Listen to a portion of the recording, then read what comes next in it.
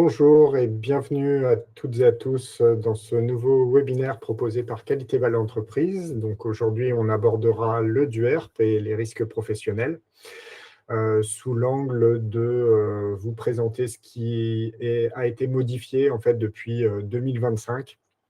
Donc les nouveautés 2025 et 2026 qui peuvent impacter le DUERP au sein des ESMS. Donc, bonjour à tous. N'hésitez pas à vous présenter dans le chat. Quelques rappels sur le fonctionnement du webinaire. Euh, N'hésitez pas également à nous dire si le son et l'image est bon de votre côté, qu'on ait un retour et une confirmation. Si vous pouvez nous confirmer ça dans le chat, ce serait parfait. Donc, comme d'habitude, les supports seront disponibles pour les clients directement dans le logiciel. Voilà, je pense à partir de lundi, vous aurez le replay et les supports. Pour les participants au webinaire qui n'ont pas le logiciel, on vous enverra également les supports par mail. Voilà. Donc aujourd'hui, je suis accompagné de Cynthia. Cynthia, je vais te laisser te présenter pour ceux qui ne te connaissent pas, et puis je reprendrai la main après pour me présenter. Oui, est-ce que tu m'entends du coup, Antoine? On Oui, est il OK? n'y a pas de souci. Parfait. Alors, bonjour à toutes et à tous. Moi, c'est Cynthia Migliorero, donc je suis formatrice pour Qualité Val depuis quelques années. Du coup, je suis aussi évaluatrice sur le nouveau référentiel de la Haute Autorité de Santé et aussi du coup intervenante sur des formations logicielles. Parfait. Et donc, moi, je suis Antoine Maître, responsable du développement du logiciel Qualitéval chez Qualitéval Entreprise. Donc, c'est moi qui anime la plupart des webinaires. Comme vous l'avez vu, vous avez un accès au chat en bas de votre fenêtre. Juste à côté du chat, vous avez un onglet pour pouvoir poser vos questions durant toute la présentation. On répondra à ces questions à la fin de la présentation. Donc, en général, on laisse 10-15 minutes pour pouvoir répondre à vos questions. On va vous poser également un ou deux sondages durant ce webinaire. Je pense que le premier sondage va arriver assez rapidement. Donc, je vais te laisser commencer et notre présentation durera à peu près 1 heure au total. Voilà. Je vais vous partager le sondage.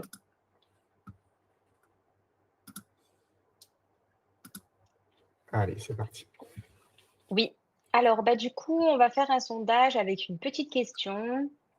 Est-ce que vous avez pu prendre connaissance des nouvelles exigences, en lien avec le document unique d'évaluation des risques professionnels? Donc, on vous a proposé 3 types de réponses. Oui, je me suis renseignée déjà sur le sujet. Oui, mais je souhaite plus de détails sur les nouvelles évolutions.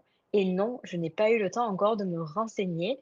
Et c'est peut-être une des raisons pour lesquelles vous êtes là aussi avec nous aujourd'hui. Alors effectivement, là, dans les résultats du sondage pour les personnes qui sont connectées actuellement, on a une personne qui est bien renseignée et une très grosse majorité avec 83, quasiment 85% de personnes qui n'ont pas pris le temps de se renseigner et donc qui vont pleinement profiter de ce webinaire et de tes conseils. Super. Bon, alors, c'est parti. On va commencer par un rappel sur le document unique d'évaluation des risques professionnels. Donc, ce qu'on appelle peut-être communément le DERP. Donc, c'est un document obligatoire qui permet à l'employeur donc d'identifier, d'analyser et de hiérarchiser les risques auxquels les professionnels peuvent être exposés dans leur activité. Et le but de ce document, c'est de mettre en place des actions de prévention adaptées du coup aux risques qu'on aura évalués dans notre établissement ou dans notre service. Donc, que dit la réglementation? Donc, l'obligation est inscrite un peu dans l'article L 4121-1 du Code du travail. Donc, l'employeur transcrit et met à jour dans un document unique les résultats de l'évaluation des risques pour la santé et la sécurité des travailleurs. Donc ça, c'est l'article, la réglementation de base dans laquelle on va avoir l'obligation de réaliser notre document unique. Pourquoi on réalise finalement un document unique? Le DERP, que je vais appeler comme ça finalement tout le long du webinaire, ça va permettre tout d'abord d'améliorer la santé et la sécurité des professionnels. De prévenir les accidents du travail et les maladies professionnelles, parce qu'en fait, notre DURP, à chaque fois qu'il est mis à jour, chaque année ou à chaque changement important, ben, on va tenir compte des accidents du travail et aussi des maladies professionnelles qu'il y a eu dans notre entreprise pour mettre à jour au fur et à mesure nos actions de prévention ou celles qui sont déjà existantes. Ça va permettre de définir un plan d'action de prévention sur l'année du coup qui va suivre et de répondre bien sûr aux obligations légales de l'employeur. L'article que j'ai cité juste avant qui nous oblige donc à avoir un document unique dans notre entreprise. Donc selon l'article R4121-2 du Code du travail, le DERP doit être actualisé au moins une fois par an dans les structures de 11 salariés et plus, et lors de tout changement important des conditions de travail, mais aussi lorsqu'un nouveau risque est identifié. C'est-à-dire que si, par exemple, dans votre entreprise, dans votre service, vous avez la construction d'une nouvelle aile, par exemple, je ne sais pas, vous allez construire une unité de vie protégée pour certains, et bien là, vu qu'il y a des salariés qui vont intervenir dans un nouveau lieu, ou une unité externe, un service d'accueil de jour qui ne serait pas collé, par exemple, à votre établissement, ben là, vous allez devoir mettre à jour votre document unique. Mais il y a aussi quand vous allez créer un nouveau poste. Je ne sais pas, par exemple, vous n'aviez pas, d'ergothérapeute jusqu'à présent. Vous embauchez du coup un ergothérapeute et ben dans ce cas-là, il va falloir mettre à jour notre document unique et associer du coup cette personne à l'évaluation des risques. Le DERP, c'est pas un simple document administratif. C'est un outil de prévention qui doit vraiment refléter la réalité de votre terrain et venir déboucher sur des actions concrètes dans le but de protéger les professionnels et de limiter les accidents du travail et bien sûr plus tard les maladies professionnelles. Donc ça, c'est pour vous faire un petit rappel finalement des obligations réglementaires que l'on a.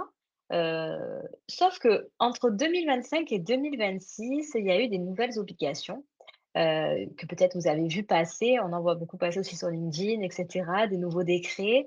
Mais concrètement, qu'est-ce que ça veut dire et comment ça va nous impacter?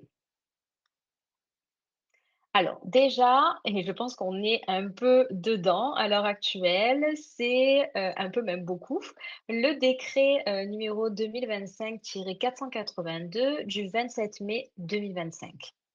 Donc entrée en vigueur au 1er juillet 2025. Le but, c'était vraiment la protection des travailleurs contre les risques liés à la chaleur. Bon, comme vous l'avez vu ces dernières années, les chaleurs se font de plus en plus importantes. N'importe quel type de région, finalement, maintenant, est considéré par ce risque. Et avant ce décret, la chaleur, elle était prise en compte, mais de manière un petit peu indirecte, dans l'obligation générale de sécurité de l'employeur. On le faisait apparaître dans des risques, mais on le mettait pas vraiment, on l'identifiait pas comme un risque en tant que tel. Depuis le 1er juillet 2025, le risque lié à la chaleur devient vraiment un risque professionnel à part entière, qui doit être évalué et intégré dans le DURP. Donc, qu'est-ce que vous devez faire? Tout d'abord, si vous avez déjà un DURP, vous assurez, qu'il y a ce risque à l'intérieur et bien sûr qu'il soit bien décrit, on va le voir juste après. Si par contre il n'y est pas, il va falloir venir intégrer, dans votre DURP les risques liés, à la chaleur. Donc vous devez vraiment, maintenant, évaluer spécifiquement les risques liés aux fortes chaleurs, qu'il s'agit d'un travail en extérieur ou en intérieur. Donc je vous donne un exemple, vous travaillez sur un établissement, je prends un exemple de type EHPAD, il va y avoir par exemple l'agent de maintenance qui va intervenir à l'intérieur. Et il va y avoir aussi des phases de travail à l'extérieur. Donc, par exemple, pour l'entretien des espaces verts, est-ce que, ben, en période de forte chaleur, ben, on va lui demander de ne pas intervenir, par exemple, je sais pas, de midi à 16 heures, mais plutôt intervenir le matin? Est-ce qu'on va faire un aménagement d'horaire ou pas? Pour les aides-soignants, par exemple, qui réalisent les douches, est-ce qu'on peut leur mettre à disposition des polos, par exemple, ou des tenues un petit peu plus légères? Est-ce qu'on peut adapter parfois le planning de certains professionnels? Est-ce qu'on a la climatisation ou pas, aussi dans nos locaux? Donc il y a aussi cette notion à savoir, parce que si on n'a pas la climatisation, comment on s'organise aussi en moyen de prévention. Donc ce n'est pas que, citer qu'il y a un risque, c'est aller plus loin et mettre en place les mesures, préventives. Mettre en place des mesures préventives, ça veut dire que vous devez anticiper les périodes de chaleur. Donc, si vous travaillez en établissement ou en service, social, ou médico-social, vous savez qu'on va le faire, par exemple, pour les personnes que l'on prend en charge. On va être dans la prévention et on va faire des affichages, des sensibilisations, par exemple, sur la canicule. Et ben là, ça va être la même chose, mais finalement pour nos employés. Donc vous devez réfléchir aux périodes de canicule et vous mettre aussi dans la prévention des risques, pour vos professionnels. Donc, par exemple, est-ce que pour certains types de professionnels, il est possible d'adapter les horaires? Est-ce qu'on peut faire plus de petites pauses? Est-ce qu'on va réorganiser certaines tâches?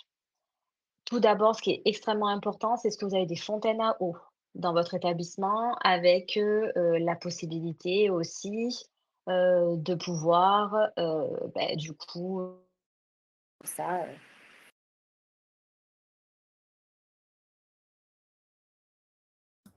On a perdu Cynthia, je pense qu'elle va se reconnecter, apparemment un petit problème de Je connexion. suis là Voilà, le retour. On t'avait perdu et je quelques... ne sais pas. Hop, de nouveau. Apparemment, petit souci technique du côté de chez Cynthia, je pense qu'elle va revenir. Je suis Voilà, revenue. de nouveau.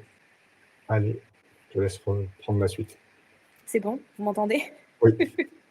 Je suis désolée. Donc oui, l'accès à l'eau fraîche. Donc ça veut dire que fontaine à eau ou alors de l'eau à proximité. On a quand même l'eau potable chez nous. Des équipements adaptés aux besoins, c'est-à-dire un polo par exemple ou des tenues un petit peu plus légères. Et des zones de repos, de rafraîchissement. C'est-à-dire, est-ce qu'il peut y avoir des zones aussi où on vient se rafraîchir? Alors, vous allez me dire qu'il y a peut-être des établissements qui n'ont pas la clim partout. Donc, par exemple, si on n'a pas la clim dans les chambres, peut-être qu'on va mettre la climatisation dans les espaces communs ou alors dans les circulations. Donc, ça, c'est possible. Et du coup, ça permettra de pouvoir avoir au moins des pièces où les professionnels peuvent se rafraîchir. Ou peut-être la climatisation dans une salle de pause. Donc ça, c'est des mesures de prévention qu'on peut envisager pour limiter effectivement ces phases de grande chaleur, au sein de notre établissement. Les personnes vulnérables doivent être protégées. Bon, ça, vous le savez déjà si vous prenez en charge un public vulnérable. Bien sûr, vous devez adapter aussi une vigilance particulière si vous avez des professionnels, bon, bien sûr, qui sont des femmes enceintes, personnes âgées ou des personnes qui sont aussi, qui ont des peut-être pathologies, des pathologies un petit peu particulières ou qui ont besoin peut-être d'un aménagement un peu différent aussi. Donc, tous les salariés qui auraient potentiellement des problèmes de santé et les travailleurs isolés, si vraiment vous en avez des travailleurs isolés. Donc, vous avez travailleurs isolés, c'est vraiment soumis à réglementation, où là, il y a aussi besoin de s'assurer que leurs conditions de travail liées à la chaleur sont adéquates. Il va falloir aussi que les obligations s'activent dès la vigilance jaune, donc Météo France. Donc le décret considère comme épisode de chaleur intense les niveaux de vigilance, bien sûr, à partir du jaune, donc jaune, orange et rouge. Donc vous devez agir avant que l'on arrive en canicule sévère. Ça veut dire que vous devez être dans la prévention du coup. Mais c'est exactement la même chose que pour le public que vous prenez en charge. Vous êtes dans la prévention. Donc vous allez faire exactement pareil et vous faites peut-être déjà exactement pareil pour vos professionnels.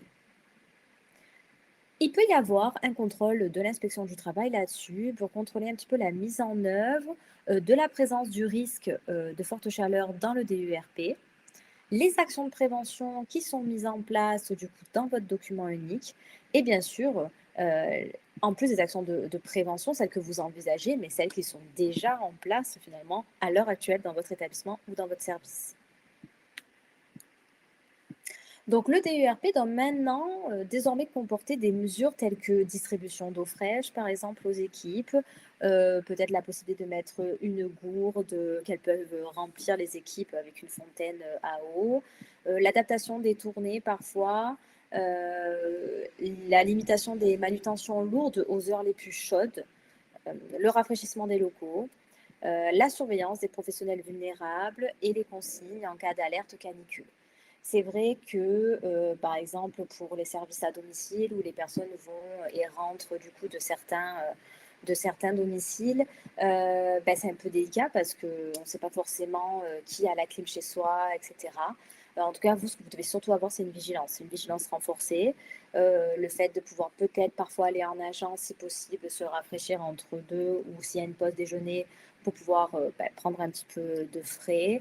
Mais il y a des secteurs dans lesquels c'est compliqué quand on fait du domicile. Effectivement, on ne peut pas maîtriser tous les risques. Mais en tout cas, nous, on doit être dans la sensibilisation. Donc, depuis le 1er juillet 2025, la chaleur est officiellement reconnue comme un risque professionnel et doit être évaluée, tracée dans le DURP et faire l'objet de mesures concrètes de prévention. Donc, ça veut dire que maintenant, on ne peut plus se permettre d'avoir un DURP sans les risques liés aux fortes chaleurs. À l'heure actuelle, nous sommes en vigilance. On a déclenché du coup les plans de gestion de crise, les plans bleus. Ça voudrait dire qu'en fait, finalement, pareil, on doit s'assurer là que nos DURP sont à jour et contiennent bien les risques liés aux fortes chaleurs.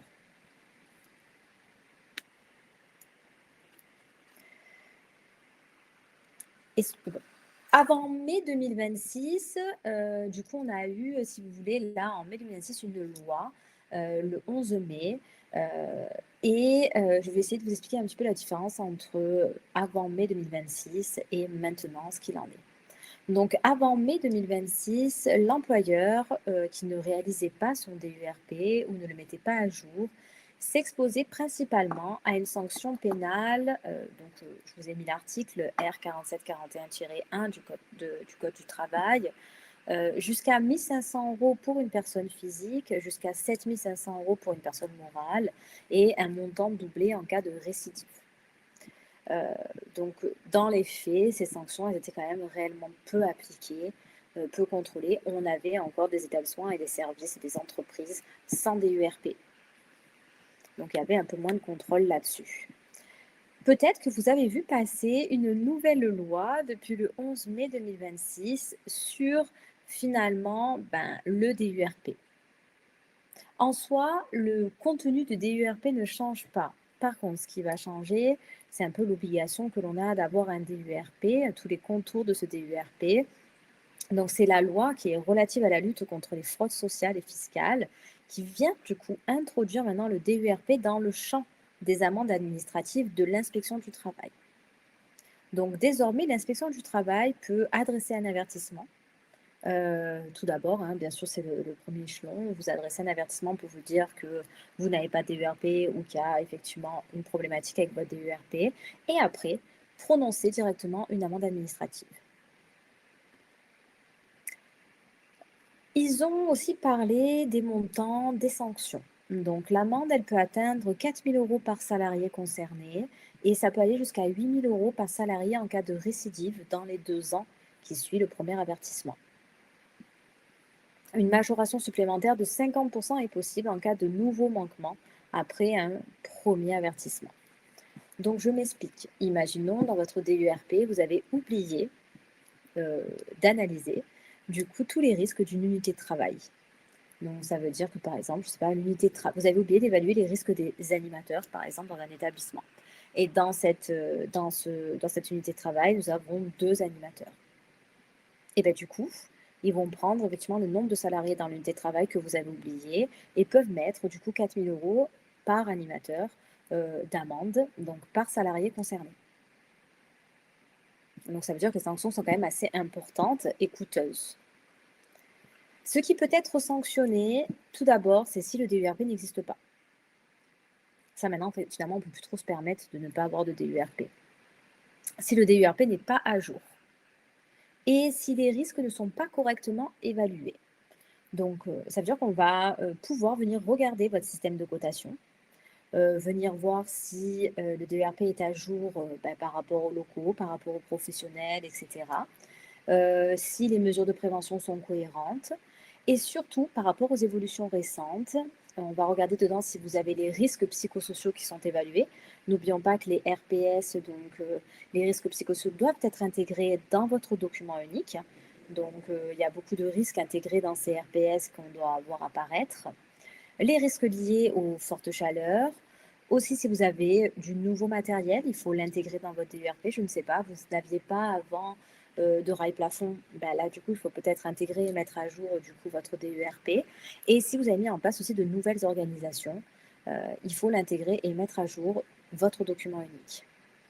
Donc, finalement, les sanctions sont assez larges, hein, où on va venir vraiment rechercher si au niveau de la gestion des risques, tout est OK. Quelles sont les conséquences? J'ai pris un exemple pour un EHPAD, pour un SIAD, pour un SAD. Il va falloir démontrer l'évaluation, par exemple, des TMS. Donc, vous savez, la réduction, il y a beaucoup de services et d'établissements qui sont rentrés un petit peu dans ce processus avec la CARSAT sur la réduction des troubles musculo-squelettiques. Donc déjà, est-ce que vous avez évalué les troubles musculo-squelettiques dans votre DURP? Et si vous avez évalué ces risques-là, qu'est-ce que vous avez comme mesures de prévention existantes et qu'est-ce que vous allez, mettre en place? Les risques psychosociaux. Le risque routier, si vous avez des professionnels qui se déplacent aussi, si on a du service à domicile, le risque routier est extrêmement important. Il faut l'évaluer et il faut aussi mettre en place des mesures de prévention.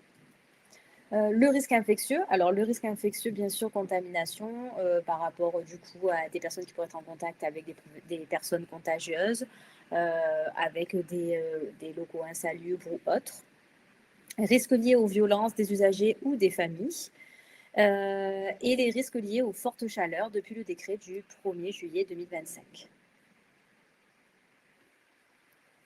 Donc, depuis mai 2026, le DURP n'est plus seulement une obligation, on va dire, documentaire, hein. Son absence ou son défaut de mise à jour peut entraîner des sanctions administratives immédiatement prononcées par l'inspection du travail qui peuvent atteindre du coup 4 000 € par salarié concerné. Alors bien sûr, ils donnent un chiffre. Après, est-ce qu'ils vont vraiment mettre ce type d'amende? Je ne sais pas. Mais en tout cas, ils ont fixé un seuil au niveau de la nouvelle loi du 11 mai 2026. N'oublions pas que le DURP se construit par unité de travail. L'objectif vraiment du DURP, c'est de protéger les salariés. Donc, une analyse se fait par unité de travail. Vous devez vous assurer que toutes les unités de travail soient dans votre DURP. C'est extrêmement important. L'unité de travail des aides-soignants, des IDE, de l'administratif, de la direction technique, cuisine, lingerie, etc. Ça, c'est la première chose à regarder. Un DURP, ça ne se fait pas par effectivement entrée de risque, mais plutôt effectivement par unité de travail. Alors, comment articuler tout ça avec le PAPRIC Pact? Le PAPRIC Pact, c'est un mot un petit peu savant, c'est un acronyme qui dit Programme annuel de prévention des risques professionnels liés à l'activité et aux conditions de travail. Donc, programme annuel de prévention des risques professionnels et d'amélioration des conditions de travail, donc c'est ce qu'on appelle le PAPRIC Pact. Donc, dans un ESSMS, la mise à jour du PAPRIC Pact, ça ne consiste pas en fait à repartir à zéro chaque année. C'est plutôt faire un bilan des actions, puis réajuster en fait au fur et à mesure le plan d'action. Le PAPRIC Pact, c'est tout simplement le plan d'action de votre document unique dans lequel vous allez intégrer une notion de budget et en fait sur chaque action, vous allez avoir à peu près le budget que vous allez y mettre par rapport à la prévention des risques professionnels. Donc, votre PAPRIC Pact, normalement, il vit toute l'année. Ça veut dire que votre plan d'action du DURP, toute l'année, il vit. Et en fait, à chaque fois que vous allez réactualiser votre DURP, finalement, ce plan d'action sera déjà réactualisé tout au long de l'année. Il faudra peut-être mettre en place les nouvelles actions et clôturer celles qui ont déjà été faites. C'est un peu comme la route de Deming, c'est la même chose pour la démarche qualité. Vous allez être exactement sur la même manière de fonctionner sur votre PAPRIC Pact. Le PAPRIC Pact, c'est vraiment la traduction opérationnelle de votre DURP. Plus vous allez faire le suivi de votre plan d'action de manière régulière, plus votre DURP va vivre et va permettre finalement de s'améliorer. Et vous allez peut-être voir apparaître de nouveaux risques, clôturer certains risques peut-être, certaines actions de prévention. Et ça va vous permettre aussi de le mettre à jour régulièrement. Donc tout au long de l'année, l'établissement ou le service va suivre les actions réalisées, les actions en cours, les actions reportées et aussi bien sûr les résultats obtenus.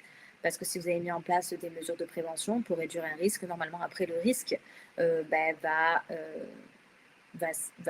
finalement baisser Et du coup, plus on a de mesures de prévention existantes, moins le risque est important. Comment ça se passe au niveau de la traçabilité et du suivi des actions? Alors aujourd'hui, effectivement, les inspecteurs du travail, mais la CARSAT aussi, hein, pour le vivre régulièrement, ils attendent quand même davantage une démonstration de la dynamique de prévention, de la qualité, plutôt que le document lui-même en fait. Euh, on a de plus en plus de mal à faire un DURP pour faire un DURP, c'est-à-dire à faire ce document parfois Excel ou à faire ce document sur Qualitéval si vous avez Qualitéval, de se dire que c'est un document qui est là mais qui ne vit pas. On va quand même venir peut-être vous chercher un peu sur est-ce que ce document vit, est-ce qu'il est utilisé, est-ce qu'il est co-construit, est-ce que le plan d'action est suivi, etc. Ne serait-ce que pour l'évaluation, hein. L'évaluation va aussi vous questionner sur l'existence du TURP et sur comment vous l'avez construit. La co-construction, c'est quand même la base de la démarche de prévention des risques. Donc, vous allez en premier lieu, du coup, identifier un risque. Par exemple, vous observez un risque de troubles musculo-squelettiques important chez les aides-soignants avec une cotation et un risque élevé.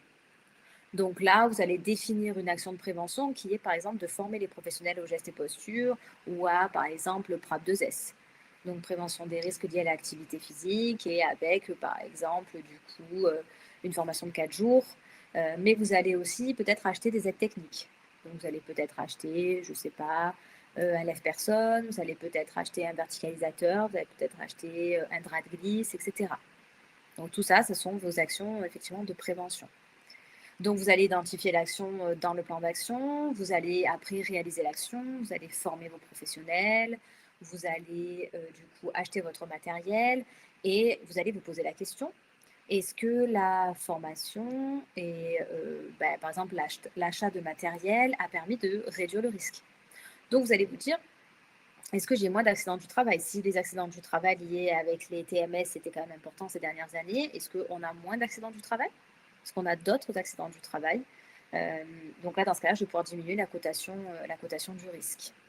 Sinon, ça veut dire que peut-être je vais maintenir la cotation et je vais prévoir de nouvelles actions. Donc, je vais venir peut-être évaluer mes actions de prévention qui n'ont peut-être pas été efficaces. Il faut peut-être que je fasse autre chose. Peut-être qu'en fait, j'ai mis en place du matériel, mais que pas tout le monde s'en est saisi. Est-ce qu'il est vraiment à disposition ou pas? Est-ce qu'il n'est pas déchargé, que des fois on a du mal à s'en servir? Est-ce qu'il n'y en a que seulement au premier étage et en fait, les équipes du troisième étage n'arrivent pas à s'en servir parce que c'est trop compliqué d'aller chercher et de le monter au troisième étage?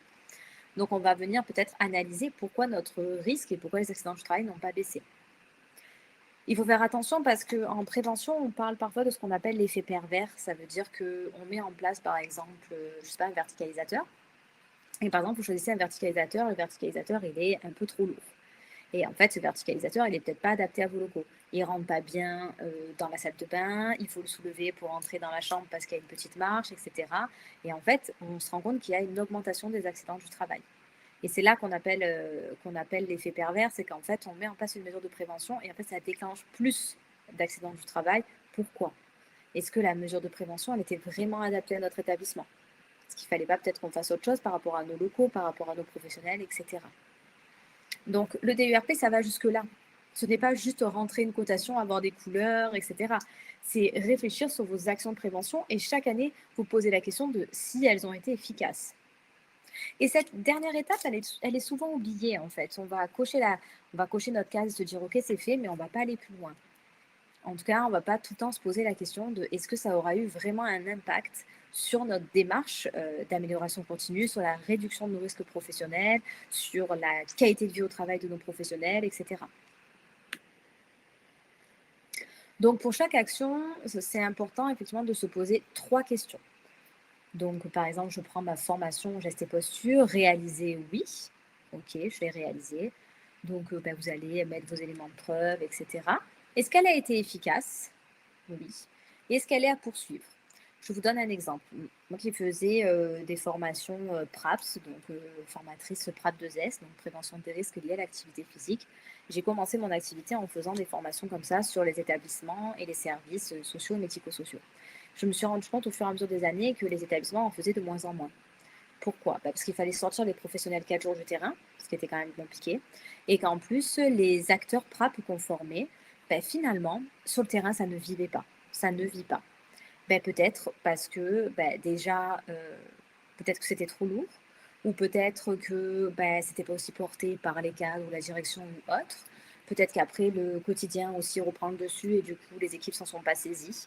Et du coup, il y a beaucoup d'établissements qui ont mis à une certaine période beaucoup de formations PRAPS et après qui ne les ont pas poursuivies. Certains sont revenus sur des formations simples, par exemple, de gestes et postures. Donc, en fait, on va se poser la question de est-ce qu'on le refait, on continue ou pas? L'achat, par exemple, de rails de transfert, est-ce que c'est réalisé? Oui. Efficace? Partiellement, peut-être parce que j'en ai qui ne m'utilisent pas, peut-être parce que j'ai des moteurs qui ne fonctionnent pas, peut-être que j'ai pas assez de moteurs pour toutes les chambres. Est-ce que je poursuis? Oui, je poursuis, mais pour l'instant, peut-être que c'est pas 100 efficace sur la réduction de mon risque. Le but, c'est de ne pas vous poser simplement la question de est-ce que l'action elle a été réalisée, mais est-ce qu'elle est vraiment efficace? Est-ce qu'elle a permis de réduire le risque professionnel? Donc, un DERP vivant, ça ressemble plutôt à ça, c'est-à-dire j'ai mon risque, j'ai mon action, j'ai la réalisation de mon action. Je vais surtout évaluer l'efficacité et une fois que j'ai évalué mon efficacité de mes actions, je vais réactualiser mon DERP. C'est pour celles et ceux qui sont déjà dans l'évaluation de l'autorité de santé, c'est un peu la même chose, c'est-à-dire que je fais un constat, donc je fais une auto-évaluation, je constate quelque chose, je mets en place une action, je fais le suivi, je regarde si mon action elle a été efficace et sinon je réajuste. C'est un peu comme la route Deming ou le PDCA, c'est exactement la même chose. Votre DERP doit fonctionner exactement pareil. Vous devez vous re-questionner à chaque fois sur l'efficacité des actions dans votre PAPREPACT. Ce qui va nous mener du coup à mettre à jour notre DERP. Donc vous devez mettre à jour votre DERP toujours à partir des accidents du travail. Ce qui veut dire du coup en filigrane que vous devez avoir une analyse de vos accidents du travail. Donc vous avez vos AT. Si vous êtes un site accidentogène, c'est un peu plus compliqué parce que vous allez devoir les analyser un petit peu plus souvent. Mais sinon, il faut analyser vos accidents du travail. Donc peut-être que vous avez en place un référent prévention, quelqu'un qui va analyser du coup vos accidents du travail ou un responsable qualité qui peut aussi intervenir là-dessus. En fonction aussi de vos événements indésirables, des maladies professionnelles qui a eu déclarées dans votre établissement ou votre service, de l'absentéisme qui a enclenché peut-être, l'absentéisme a peut-être enclenché des risques psychosociaux pour les professionnels qui étaient aussi présents, ou est-ce que l'absentéisme a été déclenché à cause de beaucoup de risques psychosociaux sur votre service ou sur votre établissement, des signalements qui sont faits par les professionnels et des nouveaux risques. Donc par exemple là, les fortes chaleurs. Donc on réévalue les cotations des risques bien sûr et on identifie les nouveaux besoins de prévention. Vous allez identifier du coup les priorités pour l'année N+1. Donc tous les risques n'ont pas forcément vocation à devenir des actions du PAPREPACT. Il y en a pour lesquels c'est extrêmement bien maîtrisé. Vous n'allez peut-être pas avoir besoin de mettre en place une action de prévention pour les années à venir. Vous avez peut-être vos mesures déjà existantes et ça suffit. Tout ne va pas aller dans votre plan d'action. Donc vous allez devoir prioriser les risques les plus graves, les risques les plus fréquents, donc ça c'est sûr. Donc par exemple TMS, c'est obligatoire, on le sait que pour certains établissements c'est ok, pour d'autres peut-être pas, peut-être que pour d'autres ça sera le risque routier qui sera bien plus présent. Peut-être ça sera le risque aussi en lien avec la violence des personnes accompagnées ou des personnes que l'on accueille. Les obligations réglementaires et bien sûr tous les risques ayant généré des accidents du travail et des événements indésirables ou des événements indésirables graves. Donc le DERP il répond un petit peu à la question quels sont nos risques? Et le PAPREPACT il répond à la question que faisons-nous pour les réduire? Donc c'est peut-être une méthode assez simple. Le DERP quels sont nos risques? Donc c'est l'état des lieux, mais le DERP sans plan d'action, il n'est pas complet. Donc, vous faites votre DERP, vous faites l'évaluation de vos risques, mais vous allez du coup jusqu'à la réalisation de votre plan d'action. Donc, la mise à jour du PAPREPACT, ça consiste vraiment à archiver les actions terminées. Attention, on ne supprime pas, on archive, parce qu'on peut remonter très très loin, je crois que c'est quasiment 40 ans, pour récupérer votre DERP. Donc, on remonte très loin, donc on conserve tous nos DERP. On poursuit celles qui restent nécessaires et on ajuste les nouvelles actions issues du DERP. Donc, si par exemple vous avez un plan d'action que vous suivez sur sur Qualité Val, ben, vous allez avoir les actions de votre DURP et vous allez clôturer du coup celles qui ont été finalisées et vous allez mettre en place de nouvelles actions de prévention et toute l'année, vous allez suivre votre plan d'action. Il y a quand même une petite vigilance à avoir sur l'évaluation. Alors, l'évaluation, pour être un petit peu plus clair, le DURP, il est évalué en filigrane dans effectivement le 3.10 où on vous parle de la démarche qualité. On vous demande si vous avez une démarche qualité, une démarche gestion des risques. Donc là, vous allez parler un petit peu de tout ce qui est en lien avec la gestion des risques professionnels, mais aussi de la personne accompagnée ou accueillie. Et après, on va en parler aussi un petit peu sur la qualité de vie au travail. On va vous demander si vous avez des actions en lien avec la qualité de vie au travail, si vous avez un plan d'action, si vous communiquez sur ces actions, etc. Donc, il est quand même présent dans effectivement la thématique démarche qualité et dans la thématique politique RH et qualité de vie au travail. Donc, les évaluateurs ne vont pas forcément vérifier l'existence que du DURP ou du PAPRIPACT.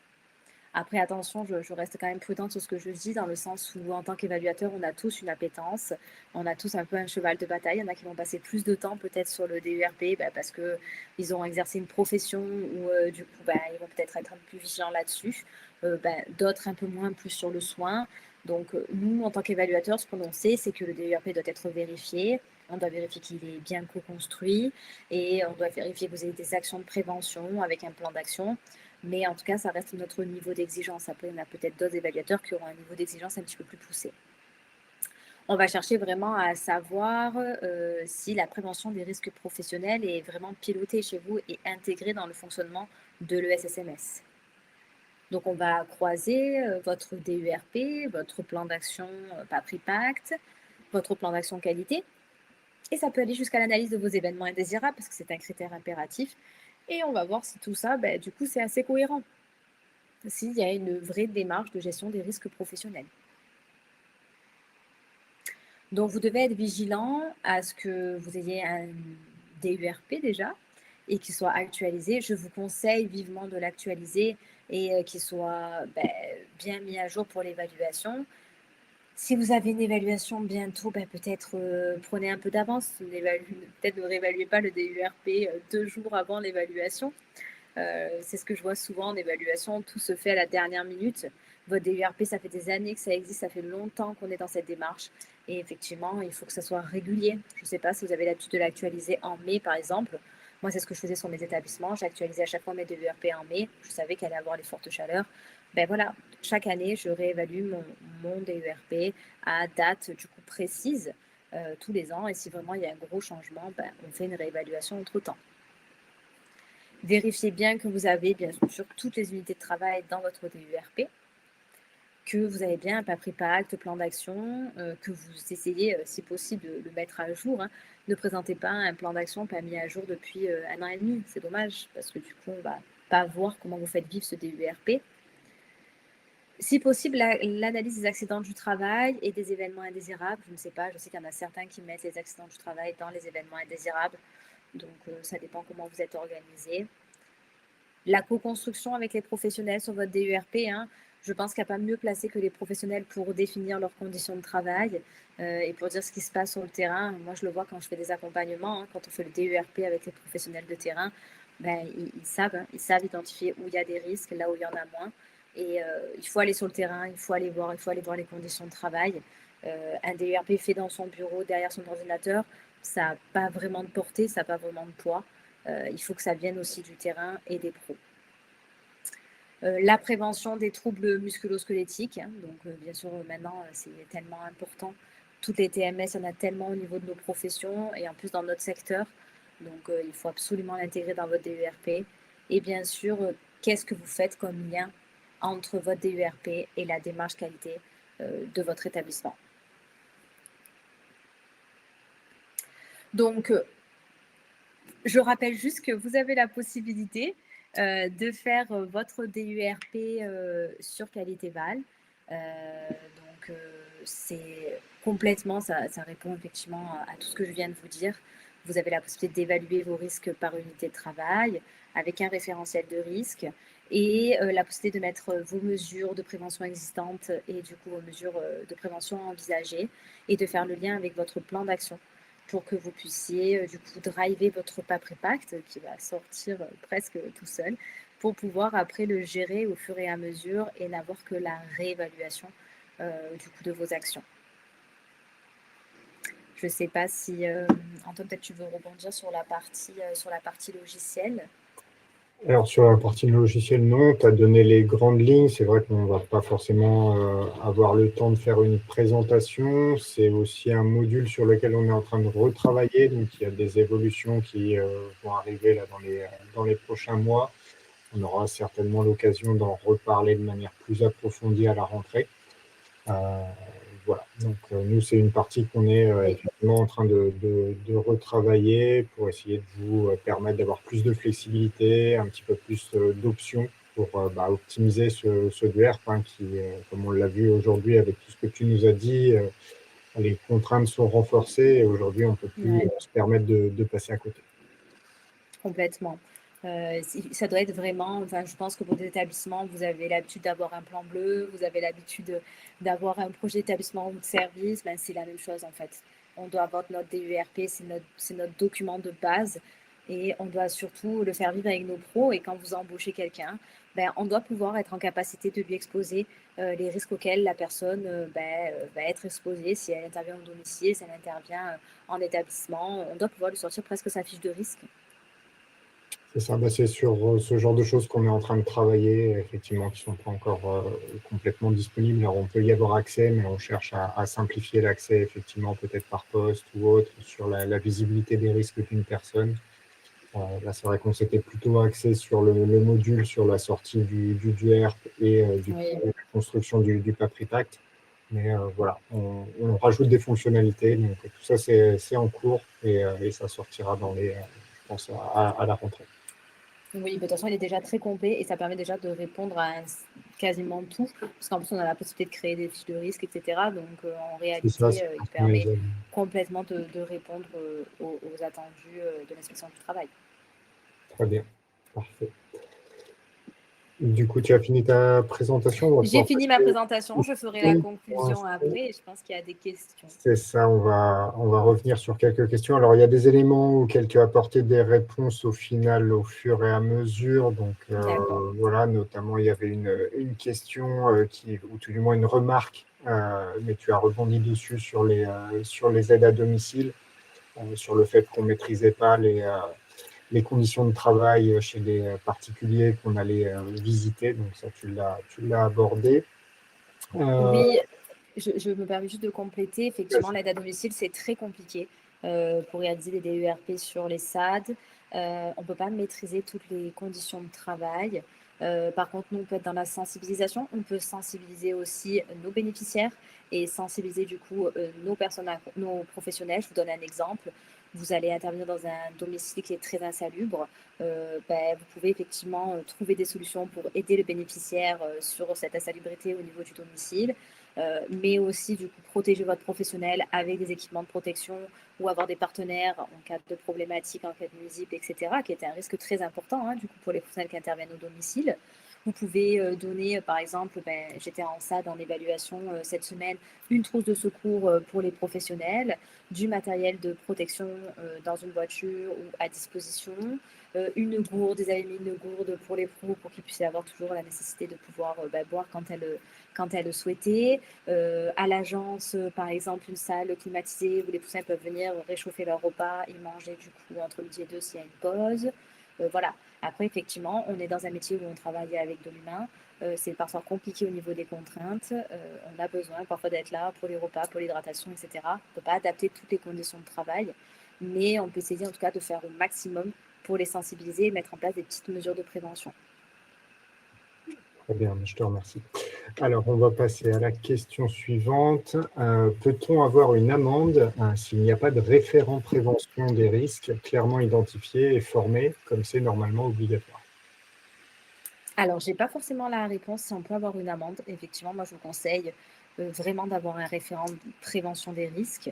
Donc, ça peut être votre responsable qualité si vous en avez un. Ça peut être voilà, une personne qui est formée un petit peu plus à l'analyse des accidents du travail et à la prévention des risques professionnels. Je n'ai pas la réponse si on peut avoir une amende. Donc, je ne sais pas après si on pourra vous la fournir. Mais en tout cas, sur ça, ça ne fait pas partie, en tout cas, de la loi du 11 mai 2026. Ce n'est pas noté dans le décret. Ok. Alors, question suivante. Bon, j'avais répondu sur le support du webinaire. Vous aurez bien évidemment le Bien sûr. support. Alors, pourriez-vous nous montrer un modèle de DUERP et notamment la partie PapriPact? Alors ça, effectivement, ce n'est pas un document qu'on avait préparé, donc on ne va pas pouvoir vous le montrer. Je ne pense pas que tu en aies un sous la main à partager, Cynthia, et surtout, ça peut être des données confidentielles. Il faudrait qu'on crée une maquette avec des données fictives pour pouvoir vous montrer ce genre de choses. Je ne sais pas si tu as des éléments de réponse à apporter sur la structure, comment est-ce qu'on doit s'organiser, comment ça doit être présenté, est-ce qu'il y a des contraintes autour de cette présentation ou est-ce que c'est plus libre et en fait on a plusieurs possibilités? Alors déjà, première chose, il y a des exemples de PapriPact, on peut en trouver, hein, si on en cherche sur Internet, c'est possible. Mais deuxième chose, le PapriPact, en fait, ça va être l'objectif de prévention, l'action que vous allez envisager, le responsable de l'action, enfin le responsable de l'objectif et le pilote de l'action, les moyens que vous allez déployer pour mettre en place cette action, donc les moyens humains, financiers, organisationnels, hein. Et après, on va avoir l'état de l'action. Donc, est-ce qu'elle est réalisée? Est-ce qu'elle est en cours? Est-ce qu'elle n'est pas programmée? C'est la même chose qu'un plan d'action classique. En réalité, la seule chose que l'on attend, c'est le coût qui est obligatoire sur le PapriPact. C'est ça. Et du coup, le logiciel, pour revenir sur le logiciel Qualitéval, vous rappelle à chaque fois hein, que vous devez indiquer un coût pour toutes les actions qui sont en lien avec le Complètement. Et j'en profite pour rebondir sur ce que tu disais tout à l'heure. Effectivement, il y a une obligation réglementaire de 40 ans pour la conservation de chaque mise à jour du DUERP. Voilà, donc ça peut se faire dans le logiciel en l'archivant. Ça peut se faire bien évidemment en récupérant le document et en l'archivant aussi en dehors du logiciel pour plus de sécurité. Ouais, 40 ans, c'est beaucoup. Oui, 40 ans, c'est beaucoup, mais effectivement, je pense que ça permet aux personnes qui arrivent à la retraite de pouvoir se retourner vers leur employeur pour faire justifier des droits sur justement des maladies professionnelles ou autres. Voilà, je pense que c'est pour ça qu'ils avaient mis une durée de 40 ans, mais tout le monde est Complètement, étonné. Voilà, moi, je le dis régulièrement à mes clients et c'est vrai que c'est, allez, on va dire 8 sur 10 qui sont surpris de cette information. Alors, une question auquel tu as répondu qui concernait l'archivage du DUERP, donc je ne vais pas forcément y revenir, ou alors peut-être si on a un petit peu de temps après, on va passer à la question suivante. Donc, le DUERP comme outil de QVT, outil qu'on construit avec les professionnels. Alors, je ne sais pas si tu vois bien une question au travers de ça, il faudrait peut-être la préciser. Non, je pense que la personne a voulu dire est-ce que peut-être l'outil doit être co-construit avec les professionnels? Oui, bien sûr, c'est ce que je disais tout à l'heure. Un DURP fait dans son bureau tout seul en tant que directeur, non, effectivement, ça ne va pas avoir grand intérêt. Donc, il faut co-construire votre document, il faut le faire avec les équipes et c'est un outil QVT, bien sûr, qualité de vie au travail. Mais ça ne va pas avoir grand intérêt si en fait s'il est fait tout seul derrière un bureau. C'est un peu, je pense, comme la plupart de nos outils, Qualité, comme oui, il notre faut les projet de faire. service, qualité, plan bleu, etc. Très bien. Alors, une question, donc peut-être pour rebondir sur ce qu'on disait tout à l'heure sur le référent prévention, on nous demande est-ce qu'une animatrice de prévention peut être référent prévention? Alors effectivement, j'ai vu qu'il y a pas mal de formations de la CARSAT ou d'autres organismes en tant qu'animateur prévention. D'ailleurs, il y a beaucoup plus d'animateurs prévention finalement des fois que de référents prévention. Donc oui, je pense que ça peut être la même chose. Après, au niveau du décret exactement, j'ai pas l'info, mais il y a beaucoup, moi en tout cas, je vois beaucoup d'animateurs prévention dans mes établissements, effectivement. Très bien. Et dernière question du coup. Le PAPRI Pacte est obligatoire à partir de 50 salariés. Est-ce qu'il est obligatoire pour tous? Est-ce que tu peux nous Alors, renseigner sur la réglementation en fait, qui encadre le PAPRI Pacte? Effectivement, le DUERP, on l'a vu, tu l'as rappelé, c'est à partir oui, de 11 salariés que c'est obligé de le réviser tous les ans. Hein. En dessous de 11 salariés, ce n'est pas une révision annuelle, mais c'est une révision régulière quand même. Et en oui. ce qui concerne le PAPRI Pacte, quel est le cadre? Alors, le PAPRI Pacte, en fait, il est issu de la loi du 2 août 2021, où dedans, toutes les entreprises de plus de 50 salariés doivent établir un PAPRI Pacte annuel. Pour les autres entreprises plus petites, il n'est pas obligatoire, mais il est vivement recommandé parce que ça va vous permettre d'avoir vraiment un vrai suivi des actions du DURP. D'ailleurs, c'est pour ça que sur le logiciel, nous, on l'appelle PAPRI Pacte parce que du coup, peu importe la taille, si vous êtes habitué et que vous êtes dans cette démarche de prévention, il vaut mieux peut-être en faire plus que pas assez et commencer direct à faire un PAPRI Pacte parce que c'est possible que la réglementation évolue et que du coup, on baisse le seuil du nombre de professionnels et qu'on puisse tous être soumis au PAPRI Pacte. Voilà. Donc, si on applique à la lettre le texte de loi, c'est à partir de 50 salariés, mais on le recommande quand même pour tout le monde, voilà, de manière proactive. Exactement. Parfait. Merci pour toutes ces réponses. Alors, je pousserai le sondage un petit peu plus tard sur une slide après ta conclusion. Je te laisse la main et puis on y revient. Oui, pas de souci. Alors, en conclusion, le DURP, vous ne devez plus le considérer finalement comme une simple obligation réglementaire ou un document qu'on archive et que chaque année, on va le mettre dans notre classeur et il est où notre fichier Excel et on n'est pas revenu dessus. Non, le DURP, maintenant, c'est un outil de pilotage de la prévention des risques professionnels et de l'amélioration du coup des conditions de travail. Vous voyez, la QVCT, maintenant, on parle beaucoup de risques psychosociaux, on parle beaucoup d'amélioration des conditions de travail. Donc, votre DURP, c'est votre document socle. Les évolutions réglementaires récentes, notamment le risque des fortes chaleurs et le renforcement du coup des sanctions, ça rappelle quand même un peu l'importance de la prévention. Hein. Ça veut dire que même le référentiel d'évaluation HAS, hein, qui s'appelle du coup finalement un référentiel d'évaluation de la qualité. Donc, on attend de vous que vous soyez dans cette démarche d'amélioration continue, dans cette démarche de prévention, et que cette démarche, elle soit vivante, actualisée, avec un système documentaire actualisé et documenté. Ça veut dire qu'on doit pouvoir se reposer sur des documents qui vivent et non pas des documents qui prennent la poussière sur une étagère ou dans un logiciel qui n'est jamais actualisé.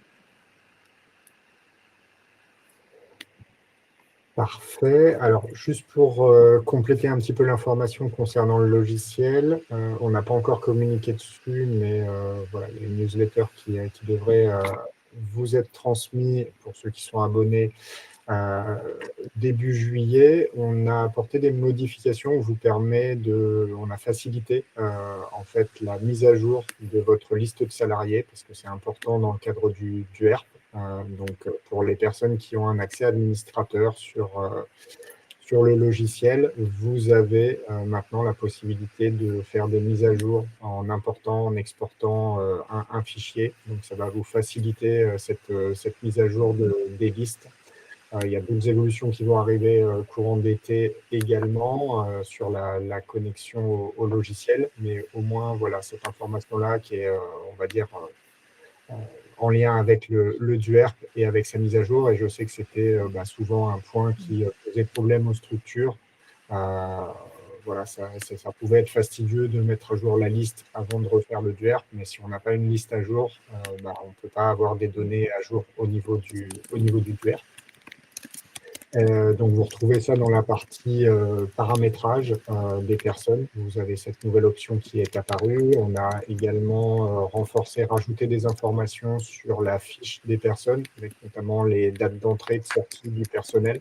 Donc, on va pouvoir historiser la présence des professionnels dans la structure. Hein. On l'a évoqué tout à l'heure, il y a besoin d'une durée de conservation de 40 ans sur le DUERP. Nous, on va chercher à identifier chaque année quelles sont les personnes qui ont été présentes et qui ont été impactées par telle ou telle évolution du DUERP. Et vous avez en plus de ça la possibilité maintenant de vous inscrire ou de vous désabonner à nos listes de newsletters directement depuis votre fiche dans le logiciel Qualitéval. Donc pour ceux qui ne sont pas encore abonnés à la newsletter pour les clients ou la newsletter Qualité Info pour les infos générales sur la démarche qualité, n'hésitez pas à vous connecter au logiciel et vous avez directement les options pour vous abonner et vous recevrez nos prochaines news. La prochaine devrait partir, je pense, la semaine prochaine. Voilà, ça c'était pour les informations et les mises à jour et on y reviendra bien évidemment prochainement. Alors concernant la formation, donc voilà, je vous laisse nous indiquer si vous souhaitez être recontacté. On propose plusieurs formations au travers de Qualitéval Formation, soit des formations au module risque, donc ça pour les personnes qui sont en charge de mettre à jour le DUERP, comme on l'a vu aujourd'hui, vous avez la possibilité de vous former au travers d'un module de e-learning, voilà, en autonomie, ça dure à peu près 3 heures, et vous êtes formé sur l'ensemble du module de A à Z, pour un coût qui est modique. Voilà. Donc n'hésitez pas à nous contacter si vous souhaitez voilà, être formé et avoir accès à ce module. Et sinon, on vous propose bien évidemment des accompagnements divers et variés autour de la démarche qualité, notamment des accompagnements à la réalisation du DUERP. Donc, ça se fait sur mesure et sur devis. Voilà, en fonction de votre besoin, on va pouvoir vous proposer des solutions d'accompagnement, d'aide, de formation spécifique sur le DUERP, sur la démarche autour des risques et autres. Donc, n'hésitez pas à contacter mes collègues et à vous inscrire à nos formations.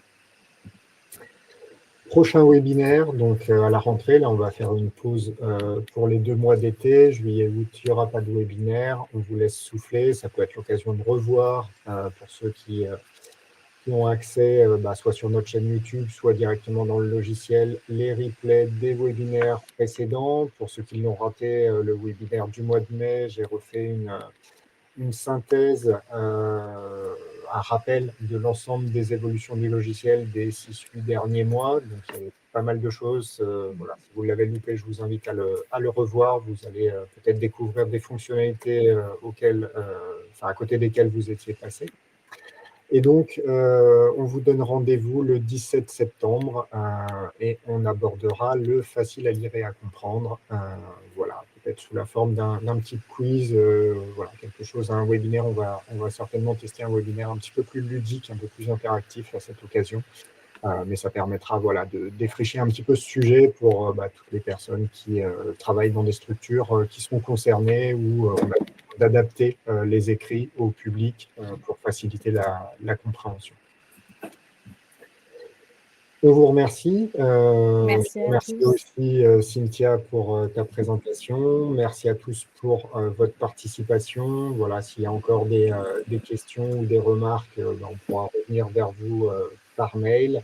N'hésitez pas voilà, à nous suivre sur LinkedIn, à venir voir sur le site web le catalogue de formation si vous êtes intéressé, à nous contacter en direct.